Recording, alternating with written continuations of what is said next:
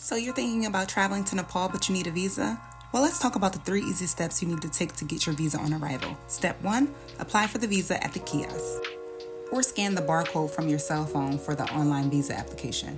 But from my experience, the kiosk is much faster.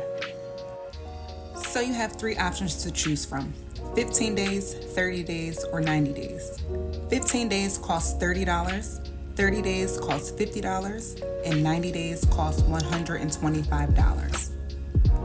Okay, once you've put in all of your information, you must have an address to submit. I stayed at an Airbnb called Hotel Grand Apple, and it was an amazing stay. I extended my stay several times because they made me feel like family. They have the perfect location with many places to explore within walking distance. And I'm not even getting paid to say this. I just love them so much, and I'm sure you will too. All right, so after you confirm, it's time for step 2, which is pay the visa fee at the bank counter. But listen to me, this is very important. Bring US dollars or euros because those are the 2 options to pay.